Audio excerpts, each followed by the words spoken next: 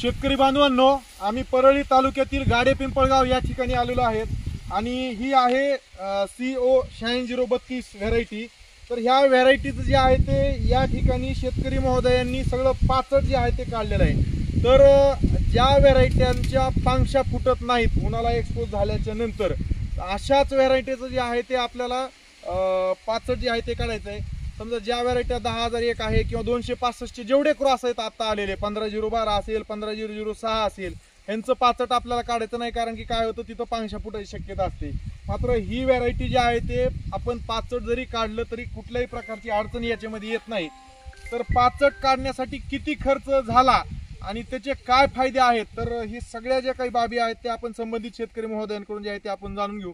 तर नमस्कार, तुमचं पूर्ण नाव सांगा आणि हे पाचट काढण्यासाठी कशा पद्धतीने नियोजन केलं ते सांगा तुम्ही। माझं नाव भागवत ज्ञानोबा आडकर। पाचट काढण्यासाठी पांगरी कॅम्पवरून बाया आटवून आणल्या। बर, आणि त्यांचा खर्च सगळा टोटल मिळून 7,000 रुपये 2 एकरला लागला। 2 एकर क्षेत्रासाठी 7,000 रुपये वाहतुकीसहित सगळं। वाहतुकीसहित। बर, हा। आणि पाचट काढल्यामुळं मध्ये डुकराचा ताण जे असतं शेतकऱ्यासाठी, बर, ते डुकराचा ताण कमी होतो। ओके। आणि त्याच्यापासून खत तयार होते। हो, आता हे पाचट सूर्यप्रकाश भेटते। सूर्यप्रकाश, हा, शेतामध्ये हवा खेळती राहते, सूर्यप्रकाश भेटते। तर पाचट काढल्याच्या नंतर इथं तुम्हाला काय निदर्शनास आलं नंतर, म्हणजे पाचट काढल्याच्या नंतर आधीची जी काही कांडीची साईज आणि पाचट काढल्याच्या नंतरची साईज, त्याच्यात काय कांडीच्या साईज मध्ये फरक वाटला का? कांडी साईज मध्ये फरक वाटला नाही। हा, काय वाटलं साईज त्याची तुम्हाला? वाढती कांडीची। बर, आणि हवा आणि प्रकाश त्याला भेटल्यामुळे साईज वाढते आणि वजन वाढते त्याचं। ओके।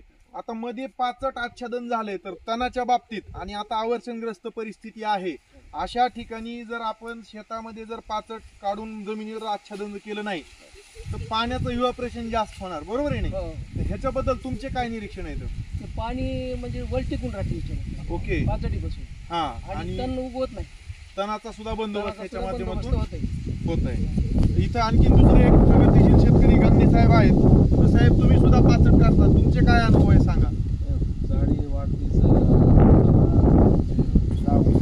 पडल्यामुळं जाडी वाढती होत होते आणि पाणी बाष्पीभवन कमी होते।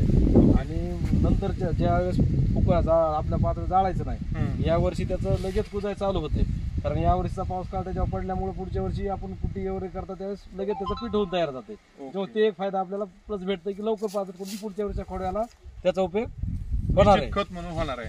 तर आमचे केन मॅनेजर साहेब आदरणीय गडदे साहेब सुद्धा इथं आहेत, ऊस पुरवठा अधिकारी कदम साहेब सुद्धा आहेत। तर साहेब काय म्हणाल, आता हे काढल्याच्या नंतर पाचट काढल्यामुळं HNT ज्यावेळेस आपण करतो किंवा हार्वेस्टिंगची जी काही आपण ज्यावेळेस करतो तर त्यावेळेस काय फायदे तिथं? त्यावेळेस फायदा म्हणजे लेबरला ऊस साळायची आवश्यकता भासणार नाही, बरोबर। त्यामुळे नसता लेबरला वरचे वाढीचं पाचटचं कांड्याची संख्या वर येणार नाही जास्त ते पाचट मध्ये, बरोबर आहे। त्याच्यामुळे शेतकऱ्याला आपलं मजुराला जास्त फायदा होणार आहे साळल्यामुळे। आणि कारखान्याला स्वच्छ ऊस पुरवठा झाल्यामुळं कारखान्याची रिकव्हरी निश्चित वाढणार आहे, रिकव्हरी हा फायदा होणार आहे ऊस साळल्याच्या। शेतकरी बांधवांनो, आणखीन ह्याच्यामध्ये शास्त्रीय एक विषय आहे की पाचट काढल्यामुळं बऱ्याच ठिकाणी आता तुम्ही बघा, पाचट जिथं जिथं काढलेलं नाही त्या ठिकाणी ऊसाचे टोपणं जर तुम्ही काढले ना तर 8632 आतमध्ये जे आहे ना रसशोषक किडींचा प्रादुर्भाव आपल्याला त्याच्यामध्ये पिठ्या ढेकून नावाची कीड प्रचंड मोठ्या प्रमाणामध्ये सध्या दिसते, जिथं जिथं पाणी साचून राहिलेलं आहे त्या ठिकाणी। तर अशा प्रकारची कीड सुद्धा, तिचा सुद्धा बंदोबस्त जे आहे ते या माध्यमातून पाचट काढल्यामुळे होतो।